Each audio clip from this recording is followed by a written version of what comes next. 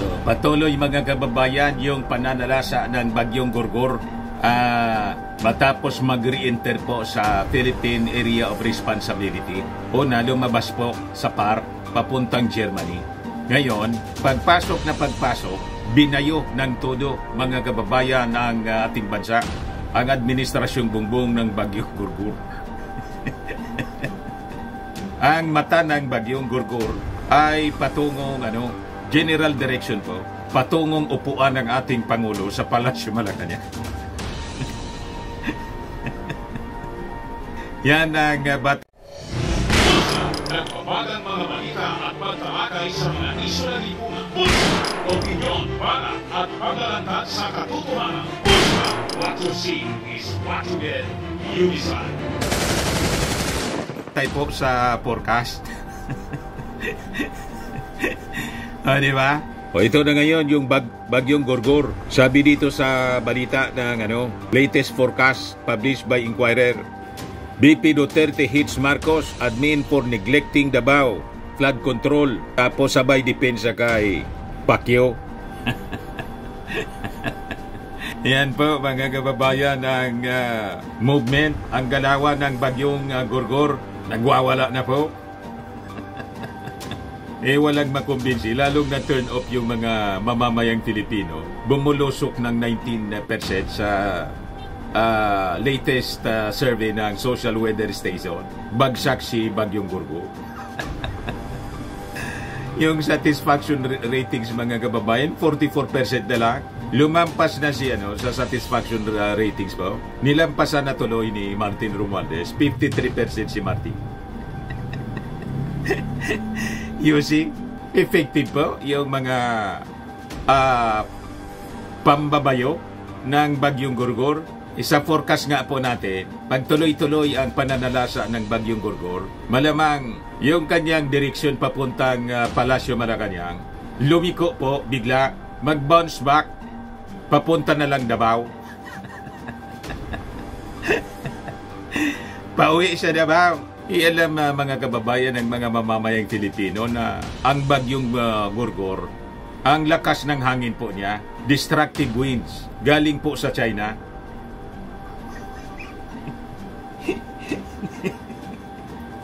Powered by Xi Jinping. Di ba?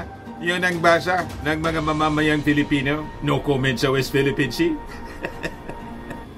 Pero matik ang sa kanyang ang kanyang komento. Sa pagsaklolo mga kababayan sa kanyang spiritual advisor na si Pacquiao. So, bigay ko sa inyo po ang ginagawa ng Bagyong Gurgur. Sinisi niya ngayon. Binanatan po yung Marcos administration kasi pinabayaan daw mga kababayan yung flood control sa Davao.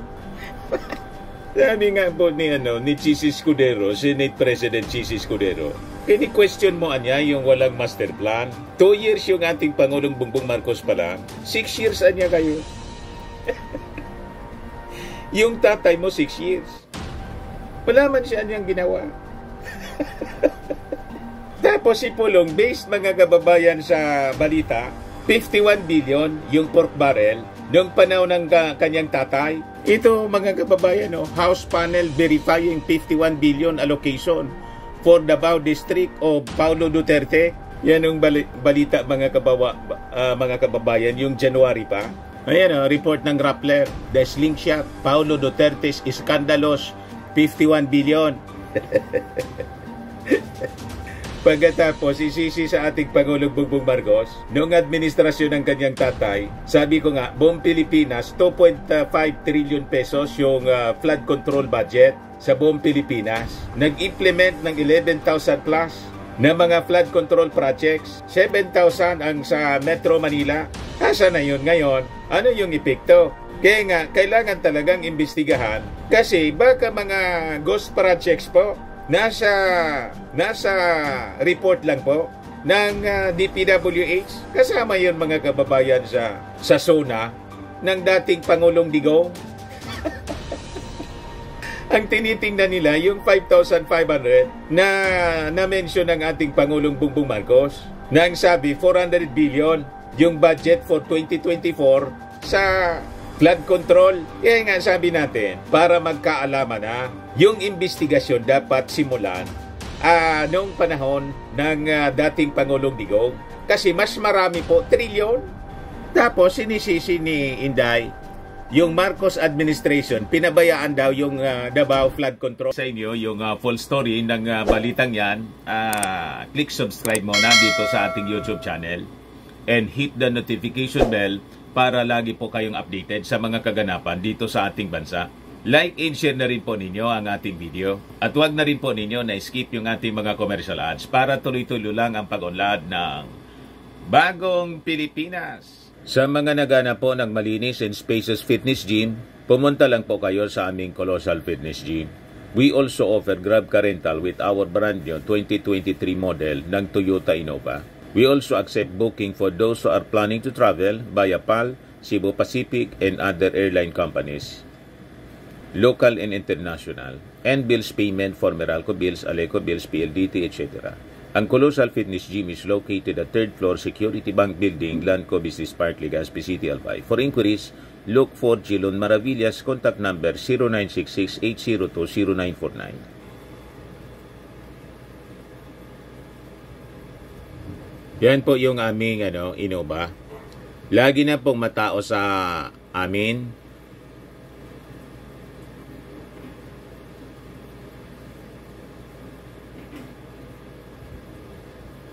Yan po mga bagong clients namin. Napakaganda at colorful at napakalinis ng aming gym po. Pati mga foreigners po pumupunta sa amin, mga British tourist po sila dito sa Legazpi. Na-set up na rin po yung aming mga brand new gym equipment.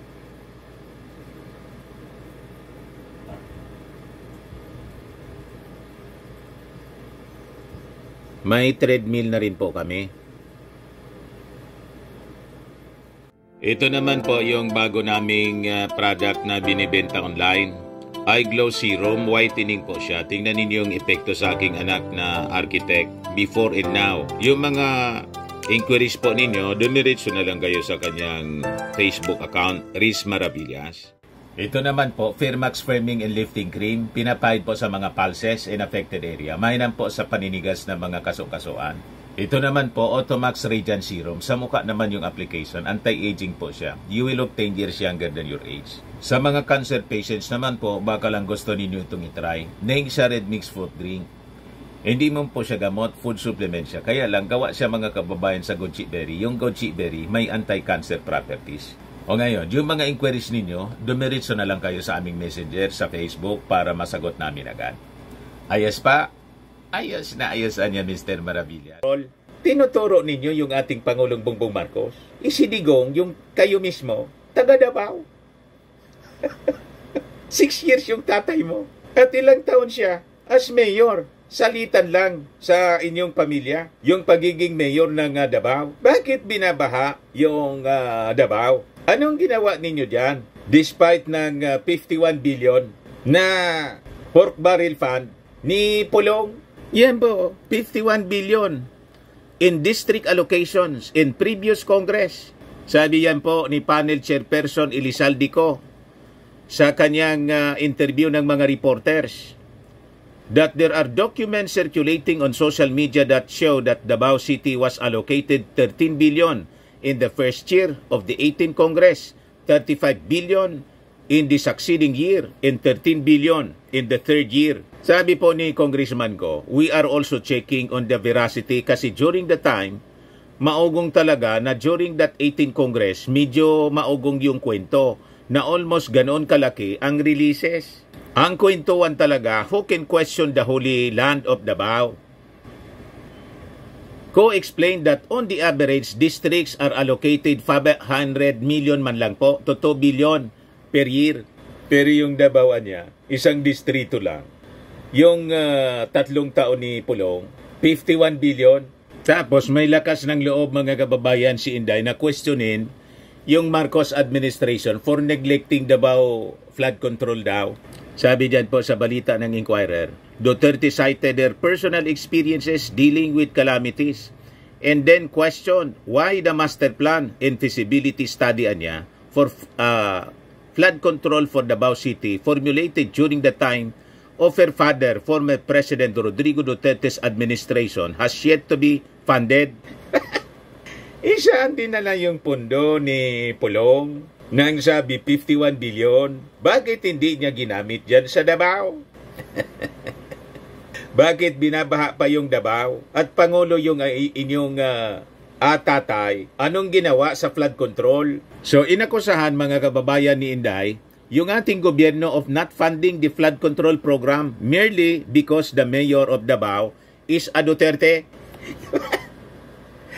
Bakit pupunduhan ng administration ng ito na sobra-sobra na po yung dumaloy, bumabaha yung pondo?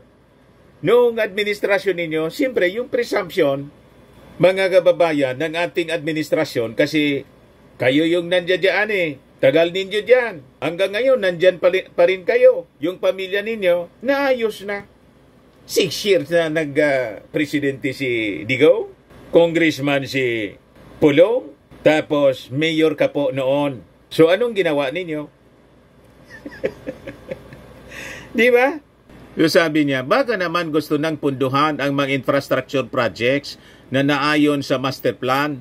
O baka naman may alinlangan pa hinggil dito dahil Duterte ang mayor at mas mamarapati nilang gibain na lang.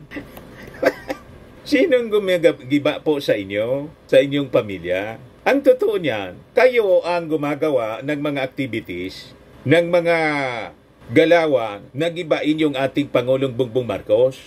Ginagamit ninyo, ang pamilya ninyo po, unang ginamit si Jonathan Morales. Ngayon naman po si Cathy Binag. Kaya lang wala man po maniwala. Hindi pinapatulan ng mainstream media. Alam kasi nila po na marites lang kasi ang naniniwala lang po yung number 1 marites sa social media, si Maharlika. Yan man lang po. Yes, sabi rito, in making the pointed statement, Duterte said she was using her position in platform to be the voice of Filipinos who are left unheard and to show government officials how to command. So gusto mong turuan pa yung ating Pangulong Bongbong Marcos kung paano mag-command? Walang ganun po. Ang ating Pangulong Bongbong Marcos, hindi po siya nagko-command. True leadership po. Leadership by example yung ginagawa niya. Siya mismo yung gumagawa. Kaya yung kanyang mga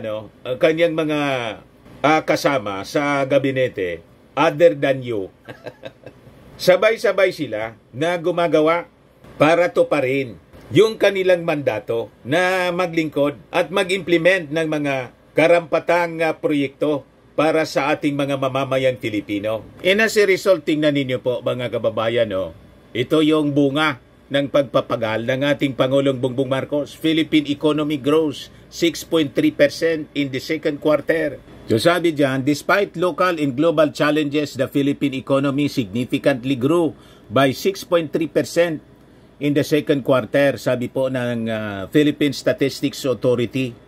The result was up from revised 5.8% in the last 3 months. And mas mataas siya kaysa noong isang taon, 4.3%. At mas mataas din siya sa 6.0% median. Tingnan naman po ninyo ang ating Pangulong Bongbong Marcos. O diba?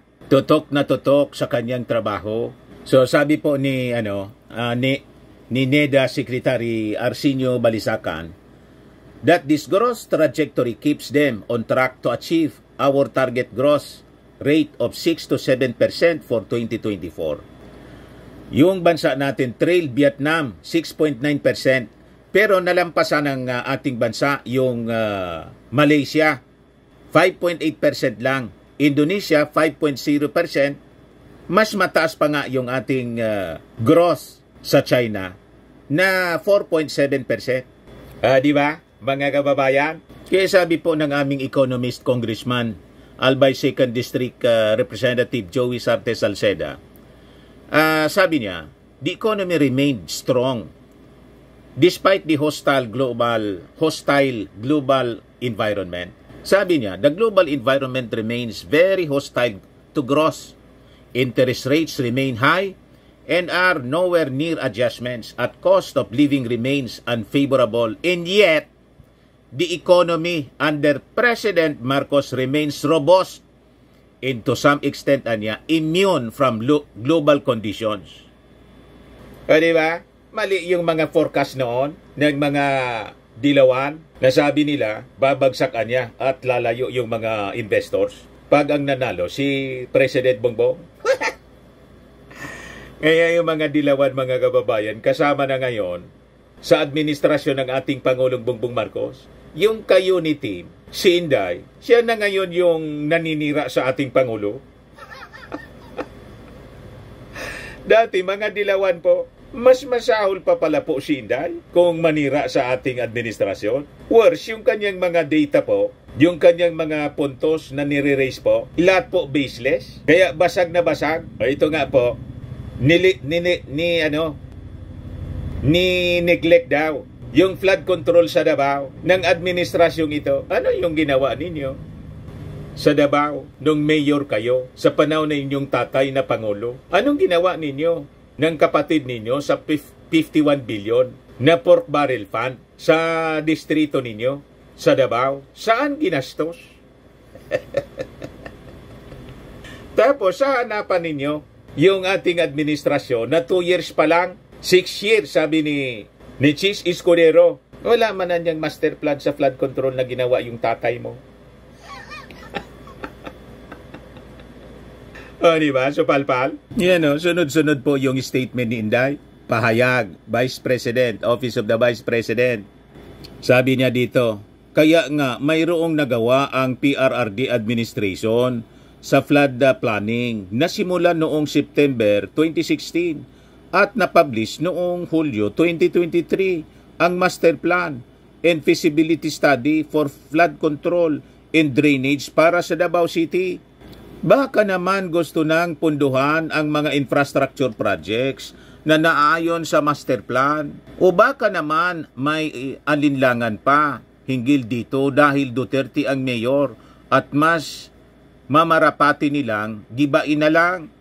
Leadership is faithfulness to the oath of office. Leadership is faithful service to the people.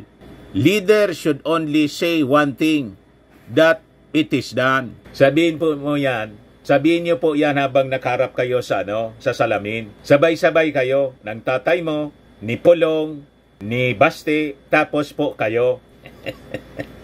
Kasi bagay na bagay po sa inyo, yan na sinasabi ninyo mismo. Tapos, para magising po kayo, pagkasabi ninyo yan sa harap ng salamin, ihampas ninyo yung salamin sa ulo ninyo.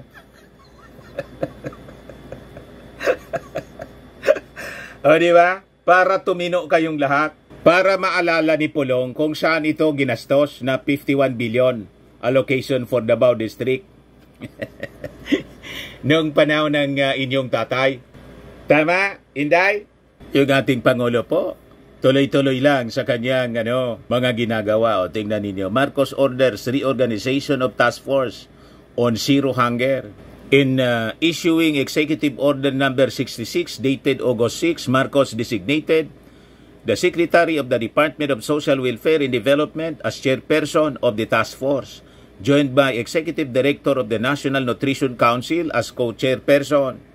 Meanwhile, the Secretary of the Department of Agriculture was assigned as task force vice chairperson.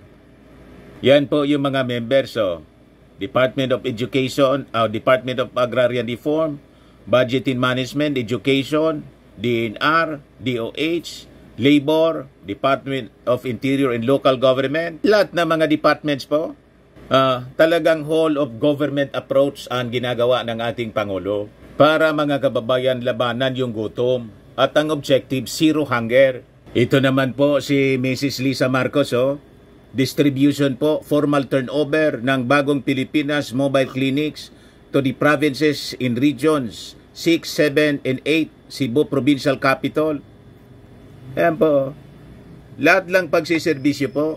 Si Inday, busy po sa pag-defend kay Pacquiao. Kita ninyo ang pagkakaiba po ng dalawa, yung ating Pangulong Bongbong Marcos tapos yung pamilya Duterte. Ito po yung ating Pangulo, tuwang-tuwa sa economic performance ng ating bansa. Pakinggan natin yung ating Pangulo. Sa aking mahal na mga kababayan, nais kong ibahagi ang ibang magagandang balita. In the second quarter of the year, our economy grew by 6.3% compared to the previous year, one of the highest in ASEAN. This is due to the increase in investments and construction under the Build Better More program. Pagamat maganda ang datos na ito, wala itong kabuluhan kung hindi maramdaman ng ating mga kababayan. Kaya't patuloy ang ating pagbibigay ng sapat at kalidad na trabaho. This June, the unemployment rate dropped to 3.1%, one of the lowest on record for the last 2 decades. Over 50.3 million Filipinos are now employed, with 63.8% of them in the formal sector. Lalong dumadami ang mga kababayan nating may disente at formal na hanap buhay at naging bahagi ng middle class. Ang lahat na ito ay patungo sa layunin nating iangat mula sa kahirapan ang bawat Pilipino. At abot kamay na natin ito. The poverty rate also dropped to 15.5%, which means we have lifted 2.5 million Filipinos out of poverty, and only 10.9% of Filipino families remain poor. Our goal is to further reduce this rate to 9% by 2028 and improve the lives of 8 million Filipinos. Inuulit ko, baliwala lahat ng ating ginagawa kung walang pagbabago sa buhay ng mga Pilipino. So I assure you, this government will continue to invest in job-generating infrastructure, social protection programs, health, and education for all Filipinos. We will not rest on our laurels, but use them to propel us forward into social and economic transformation. Yan ang ating Pangulong Bongbong Marcos. Sige lang ang trabaho para umangat po ang ating bansa, ang bagong Pilipinas. So marami na po ang nakawala sa kahirapan. Si Inday, busy po sa panira. Masaol pa kay Leni. Ang motive dyan is very simple. Mababasa mo naman kaagad eh. Ang motibo dyan is perpetuation in power. So lahat ng threat sa power mo, sisirain mo talaga. May nakita kayong ginagawa ang ganyan ng ating Pangulong Bongbong? Di ba wala? Sa lahat ng naririnig mo. So gawa-gawa lang niya po? Ang motibo dyan is ayaw ko na bumaba sa akin na ito forever. Nagtay ng kwento po si Inday? Kaya sirain ko kayo lahat. You see?